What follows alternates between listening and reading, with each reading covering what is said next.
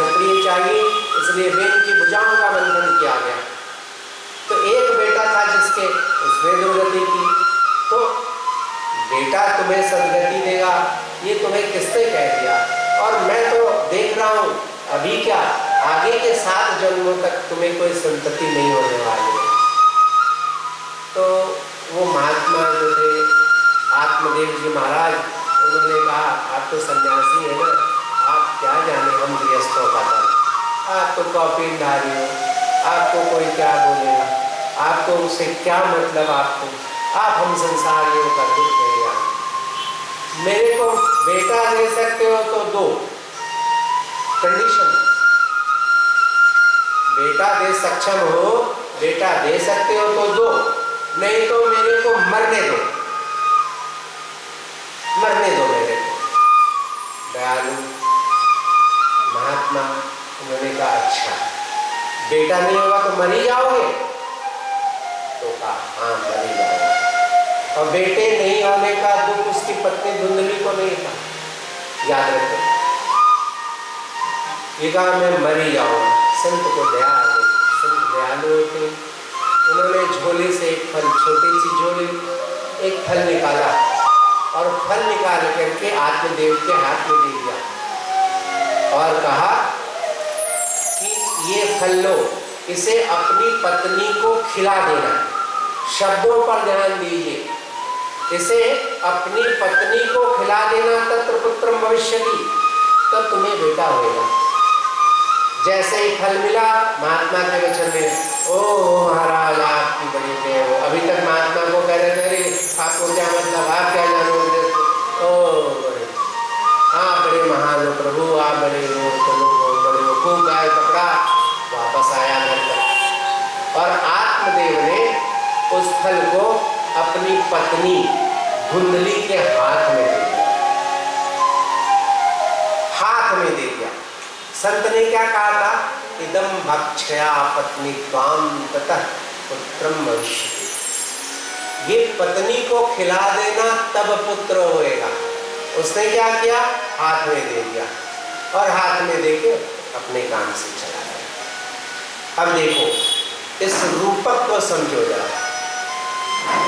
वो जो बुद्धि है धुंधली, धुंधली बुद्धि है, बुद्धि, बुद्धि कहाँ रहती है? ये खोपड़े के अंदर। ये तर्क वितर्क और कुतर्क करती है। बोले अरे ये हमारे पति ने, ये तो मूर्ख है इनको, अरे फल खाने से किसी को बच्चा हुआ? इनको तो जो जो दे देता है वो दे खा लो, ये तो उनको कोई दिमाग। अच्छा चलो मान लेते हैं कि फल खाने से बच्चा हो भी गया तो मैं सगर्भा हो जाऊंगी। देखो बुद्धि कैसे तर्क करती है। मैं सगर्भा हो जाऊं तो सगर्भा जैसे ही खबर होएगी कि मैं सगर्भा हो गई तो हमारी ननद आ जाएगी सेवा करने के लिए।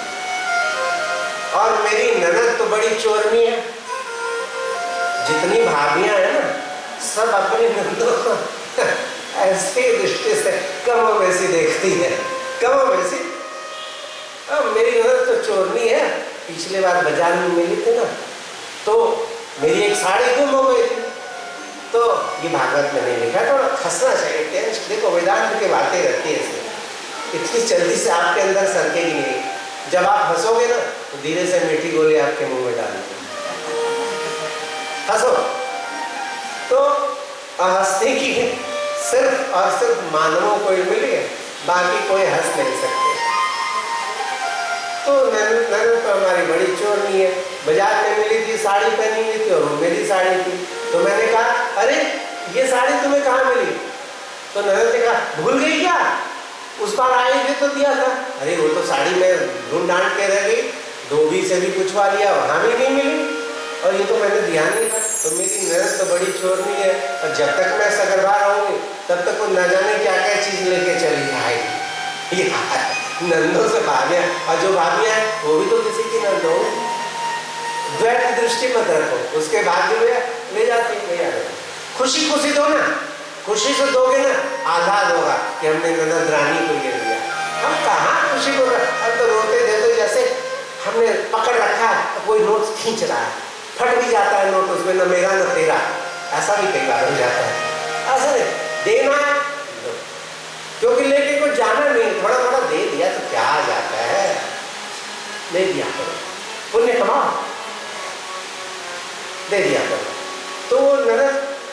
मानता, कभी नहीं कर रही कि सगर्भा हो जाऊंगी, ननद तो चोरनी है, सब ले जाएगी। अच्छा चलो मान लो कि हो गई, तो मुझे तो चटपटा खाने की आदत है, चटनी ये वाली चाहिए, वो वाली चाहिए, आज इमली की चटनी, कल धनिया की चटनी। देखो मैं चटनी नहीं खाता, आजकल पवा जाता हूँ भाभी लोग के पास से, तो चटनी उटनी नहीं खाता हूँ। तो चटनी ये वो बना बना के वो सब मैं खा नहीं पाऊँगी। अच्छा चलो ये सब भी रोक लिया, तो मेरा पेट बड़ा हो जाएगा, और घर में चोर आ गए, डाकू आ गए, तो मैं भाग नहीं पाऊंगी, तो मेरी वो हत्या कर दे। देखो कुबुद्धि क्या क्या करती है, कैसी तर्क लगाती है, मैं भाग नहीं पाऊंगी, वो मेरी हत्या कर देगी। अच्छा चलो चोर नहीं आए, घर में गैस सिलेंडर खुला रखी, भागत नहीं, आग लग गई, वैसे मैं जल के मर जाऊंगी, और जल के मरना तो बहुत दुखदायी होता है। अच्छा चलो ये सब भी नहीं हुआ, तो कई बार ऐसा होता है कि प्रसूता जो है बच्चे को जन्म देने समय मर जाती है। तो अगर मैं बच्चे को जन्म देने के समय मर गई तो फिर क्या होगा? फिर ये संसार का सुख उसे संसार का सुख चाहिए, फिर वो संसार का सुख नहीं, वो चटनी नहीं मिलेगी, वो बाकी चीज नहीं मिलेगा, सिनेमा थिएटर देखने को नहीं मिलेगा, फिर क्या करेंगे? फिर उसी के अंदर की औरत बोली, नाना तो चिंता मत कर, सबको बच्चे होते हैं, मेरे को भी हो जाएगा तो क्या हो। अच्छा चलो इससे भी निकल गया, ये भी हो गया। तो अब जब वो हो जाएगा बालक, तो रात में उनको सोने नहीं देगा, कान करेगा, जगाएगा, बार बार दूध पिलाना पड़ेगा, और रात में पथारी गीला कर देगा, तो फिर उसको दो अलग रखो, सोने भी नहीं देगा। अच्छा चलो उससे भी निपट लिए, तो जब बड़ा हो जाएगा, युवक हो जाएगा, तो शादी करूंगी तो 2 हाथ से 4 हाथ, घर में बहू आ जाएगी तो 4 हाथ हो जाएगी। पर 4 हाथ के साथ पहले 2 पैर थे, तो 4 पैर भी तो होंगे ना, तो 4 पैर होंगे तो चौपाया। और उस लड़के ने अगर वो चौपाया जानवर के तरफ बिहेव करना शुरू कर दिया, तो फिर हमारी तो दुर्गति करेगा, जो होता है आज के संसार में। लड़का बहू लिया, निकल गया, बहू घर में रह गई, तो ससुर का, सास का, ये नहीं वो नहीं, बनाना है, ठिकाना है, फिर थोड़े दिन में चूल्हा चक्की अलग, होता है नहीं होता है, तो फिर ये सब होएगा, बेकार, ये सब बेकार। अच्छा है बंध्या ही नहीं, बच्चा नहीं, देखो बुद्धि कितनी तर्क लगाती।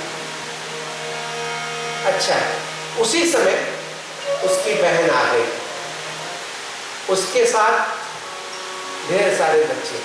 आप में से जो पुराने लोग हैं ना, समाज शास्त्र की किताब जब पढ़े होंगे ना, तो उसमें फोटो ऊपर में लगा रहता था, छोटा परिवार सुखी परिवार, बड़ा परिवार दुखी परिवार। उसमें एक माँ बैठी हुई है, बगल में सिर पकड़ के उसका पति बैठा हुआ है, छोटे बच्चे 2 उधर मारा पीटा कर रहे हैं, एक उधर कुछ कर रहा है, भूखे नंगे पड़े हुए हैं, वो सब 5-6 अलग से है, एक उधर में भी है ना। और उसके ऊपर पोस्टर कांग्रेस ने लगा के रखा था, छोटा परिवार सुखी परिवार, बड़ा परिवार दुखी परिवार। तो ऐसा उस समय का। तो बोला कि वो आ गई इसकी बहन, कही कि देखो क्या सोच रही है बहन। बोले देखो तेरा जो जीजा है ना, उसको एक महात्मा फल दे दिया है, और कहा है कि इसे अपनी पत्नी को खिला दो तो तुमको बेटा हो जाएगा। अरे बोले तू चिंता मत कर, मेरे पास इसका सॉल्यूशन है। देखो अभी यही गर्भ में मेरे बच्चा आया है, और तुम देख ही रही हो मेरे इतने समय मेरे पास खाने का कुछ नहीं। इस संसार का यही रोना है, जिसके पास धन है खाने वाला नहीं है, जिसके पास भूख लगी है क्या खाएं, ये सॉल्यूशन नहीं है, उसके कोई सॉल्यूशन नहीं। कोई ऐसे लोग हैं क्या करें कि भूख लगे और तब खाएं, और कुछ ऐसे लोग हैं भूख लगे तो क्या करें, ये विडंबना है इस संसार की। तो बोली ऐसा करते तुम कुछ धन मुझे दे देना, बदले में मैं जो इधर है वो तुमको गिफ्ट कर दूंगी। हाँ बोले ये ठीक बात है, धन ले लेना और बच्चा दे देना, तब तक मैं सगर्भा का वेश धारण करूंगा। देखो अब इसे रूपक के रूप में समझो। आत्मदेव है, तुंगभद्रा नदी कौन सी? ये शरीर ही तुंगभद्रा, श्रेष्ठ शरीर, उसमें आत्मदेव नाम का जीव रहता है और कोई आत्मदेव नहीं है। रूपक की दृष्टि से इसके सार को समझो। ये शरीर भद्र शरीर ईश्वर ने हमें प्रदत्त किया है, प्रदान किया है, और इसके भीतर जो है जीवात्मा वही ब्राह्मण है। इसके साथ में जो बुद्धि है यही धुंधली है। ऐसे जो दिखता है उसी को सत्य मानती है, जो होता है उसको सत्य नहीं मानती, और बुद्धि हमेशा कुतर्क करती है। आप लोगों को मैं बहुत बार कहा हूँ, या कथाओं में, आपसे तो 2 ही दिन के भी हुई है, कथाओं में कहता रहता हूँ। मंदिरों में जाते हैं, अपने चप्पल जूते खोल के जाते हैं। इस तरह कथाओं में भी आइए तो अपने दिमाग के 2 जूते, कौन से 2 जूते? एक सबसे पहला जूता कुतर्क का या तर्क के जूते, और दूसरा अहंकार के जूते कि मैंने तो बहुत कथा सुन रखी है, इसका ये है, उसका वो है। अरे मैं ये कहता हूँ कि गंगा जल में आपने गंगा नदी में डुबकी लगाया, डुबकी लगा के जब आप ऊपर आए तो गंगा नदी का जल वो जल नहीं था जिसमें आपने डुबकी लगाया था, वो जल तो निकल गया। तो भगवान की कथाएं ऐसी नित्य अलग अलग अलग अलग रस बरसता है। तो हमारी बुद्धि धुंधली। अब देखो क्या हुआ, उस धुंधली पत्नी ने परीक्षा के लिए कि संत के वचन सही है कि नहीं है, गौशाला की तरफ दृष्टि पड़ी और वो फल गाय को दे दिया। शाम को पति महोदय अपना काम करके आए, जहाँ जाते हैं पंडिताई करने के लिए। शाम को पूछा, खा लिया? उसने कहा हाँ खा लिया। किसने खाया ये नहीं कहा, और समय के अनुसार सगर्भा का वेश बनाया। नियत समय पर उधर उसकी बहन को प्रसव हुआ, वो पुत्र इस धुंधली के पास पहुंचा दिया गया। इसने प्रसूता होने का नाटक किया, बच्चा हुआ है। ऐसा पति को, बुद्धि पति को छलती है, ऐसी बुद्धि पति को छलती है। पति को छल दिया इसने कि हमें बेटा हुआ, और उधर गाय। उसी समय दोनों का, मानव का और गाय का जो गेस्टेशन है, गर्भावस्था, वो बराबर दिन का होता है। तो गाय ने भी एक मानव पुत्र को जन्म दिया। उसके कान गौ के समान थे। तो एक साथ कुछ नहीं था कभी, और एक साथ 2 बालक। बहुत बड़ा आनंद मनाया गया। पंडित जी महाराज को बहुत आनंद हुआ, लोग बुलाए गए, जातकर्म संस्कार किया गया। लोगों ने भी इसके भाग्य की बड़ी प्रशंसा की। देखो पहले इसके पास कुछ नहीं था, एक भी बच्चा नहीं था, 2 हो गए। दोनों का जातकर्म संस्कार किया पंडित जी महाराज ने। फिर धीरे धीरे बड़े होने लगे। तो वो दुर्बुद्धि के साथ रहते रहते जो पुत्र था, धुंधली का पुत्र का नाम रखा गया धुंधकारी, और जो गाय से हुआ था वो गोकर्ण जी महाराज कहे गए। इसमें लिखा हुआ है कि धुंधकारी महाखलव, गोकर्ण पंडितो ज्ञानी धुंधकारी महाखलव। प्लूरल कहा गया, खलव खल नहीं, खलव। जो ना खाने की चीज है वो खाया करता था, जो ना करने की चीज है वो किया करता था। पंडित जी तो गोकर्ण जी महाराज बड़े ज्ञानी, गए वेदाध्ययन के लिए पढ़ के आए हैं। पिता जो धुंधकारी बड़ा होता गया, अपने माता पिता को तंग करने लगा। एक दिन पिता बड़े दुखित हुए हैं।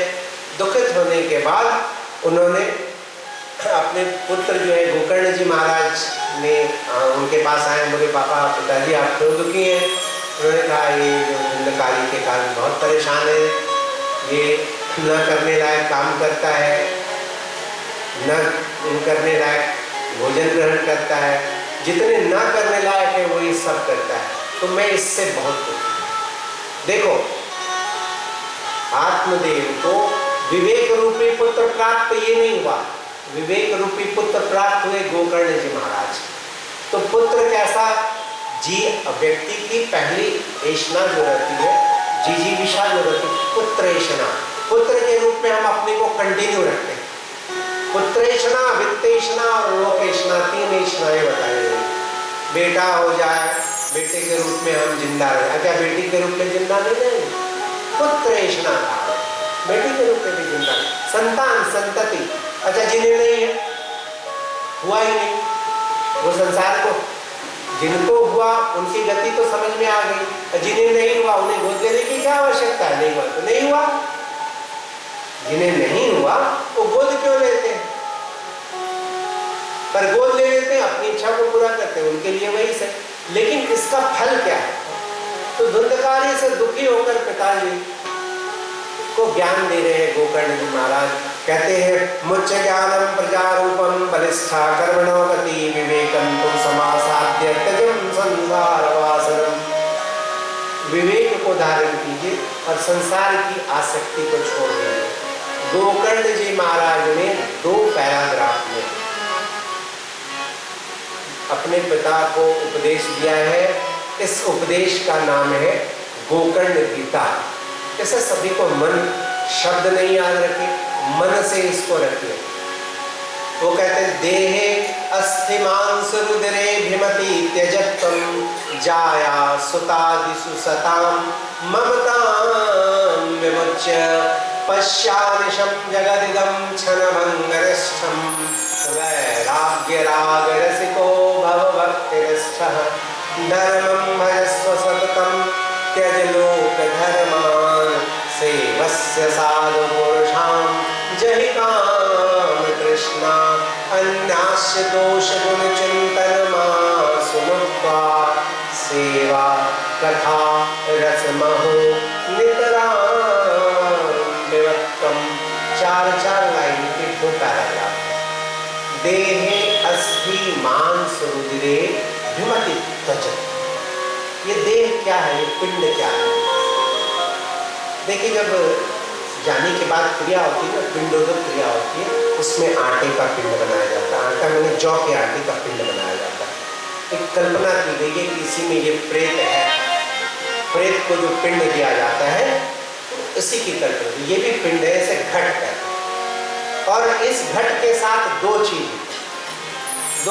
या तो ये घट पनघट पे रहेगा या तो ये घट मरघट पे जाएगा। दोनों होना है।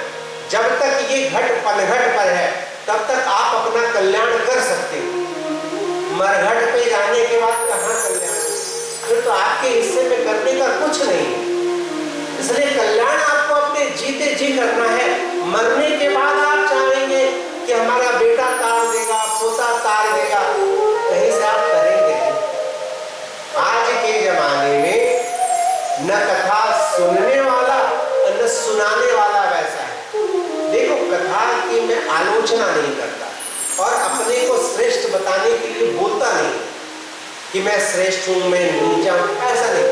जो स्टैंडर्ड बना रखा है, 1 मीटर पूरी दुनिया में जाइएगा तो वही स्टैंडर्ड होगा जो आपके इंडिया में है। मीटर यानी मीटर, एक स्टैंडर्ड बना हुआ, उसको बोलते हैं SI standard, system international measurement की यूनिट है। तो एक यूनिट है, तो उसी तरह हर चीज की एक यूनिट बनाएगी, वो स्टैंडर्ड।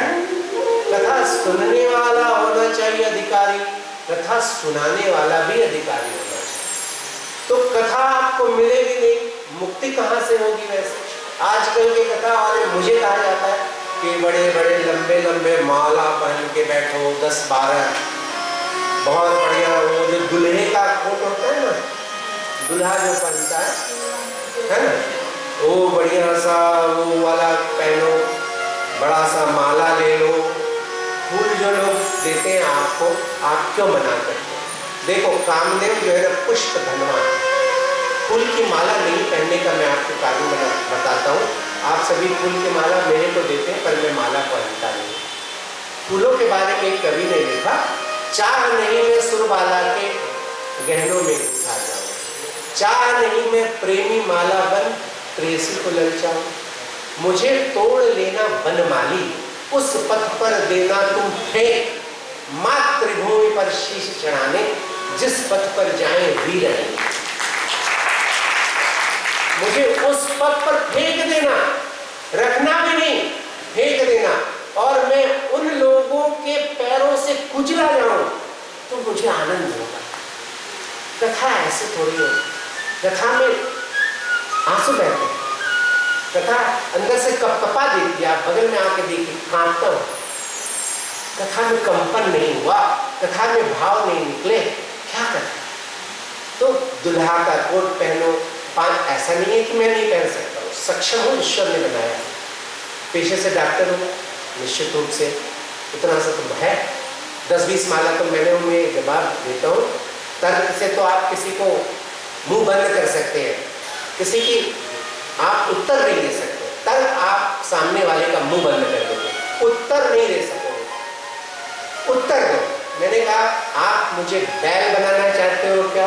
बैल के गले में आप पोला वाला होता है तो ढेर सारी मालाएं बैल को पहनाते।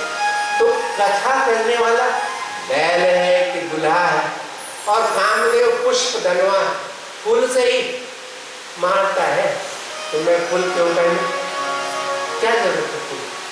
हाँ, इसे पहनाओ, ये तो कन्हैया है ना, ये मायापति है, इसे सब न्यौछावर तो उसको तो कुछ होना जाना है नहीं, सब कुछ तो इसी का है, सब कुछ तो इसी का है।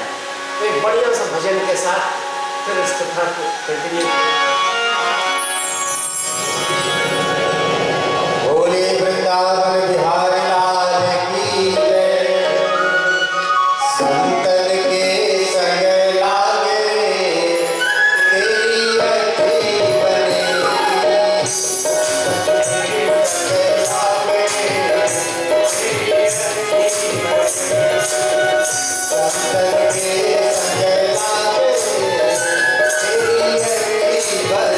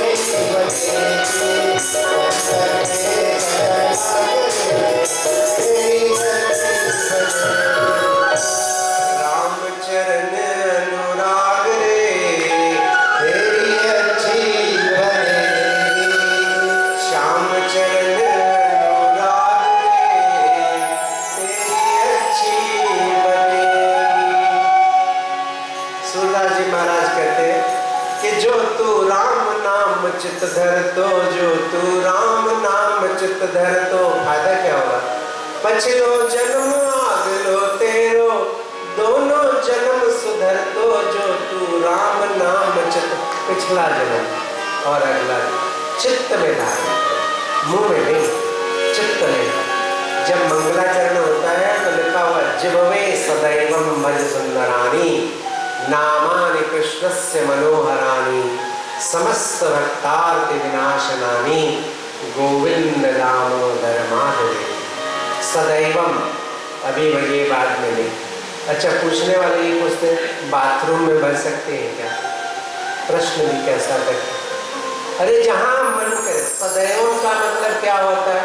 हमेशा, हमेशा। तो तुम्हें बाथरूम में ही जगह मिली, बाकी टाइम नहीं भज सकते कि पूछते हो बाथरूम में? मतलब समझो, इस संसार में बाकी जगह भजने को मिलता ही नहीं, एक वही जगह जहां अकेले रहते हो। तो पूछता है आदमी, कई प्रश्न कैसे रहने चाहिए, किस तरह के प्रश्न आप पूछते हो? एक आदमी दीपक लेके जा रहा है, तो कहाँ जा रहे हो? सामने मंदिर है, क्या फायदा? बोले हमारे बाप दादा भी यही करते थे, सामने के मंदिर में दीपक। अच्छा ये बताओ, इतने दिनों से हो रहा है, इसमें दीपक में लौ कहाँ से है? अब वो सीधा साधा भगत है, अरे भाई बत्ती जला दिया, घी अंदर में लौ आ गई। नहीं, इसमें लौ कहाँ से आया? अब वो बेचारा भगत निरुत्तर, बुद्धि ऐसे तर्क करती है, उसने फूंक मार के बुझा दिया। तो कहा तुमने क्यों फूंक दिया, क्यों बुझा दिया? उस व्यक्ति ने जो प्रश्न कर रहा था, तो उसने कहा कि अब तुम बताओ कि लॉक कहाँ गए? जहां से आई थी वही गई। ऐसे ऐसा तो प्रश्न ऐसा करो, संशय हो तो प्रश्न पूछो, अनाप शनाप उलूल जुलूल। अच्छा, ऐसा नहीं है कि आपके तर्कों का मैं जवाब नहीं दे सकता, अब मुझे मैं बोलना पड़ता है जो मैं हूँ नहीं। आपके जितने संशय है ना, ईश्वर और गुरु की कृपा से मैं जवाब दे सकता हूँ। निरुत्तर पढ़ा लिखा हूँ, निरुत्तर मैं आपको कर सकता हूँ, लेकिन क्या निरुत्तर करना, किसको दुखी करना? तुम जीते मैं हारा, यही तो प्रेम शास्त्र है। और हारने वाला जीतता है। हारना सीखो जीवन में।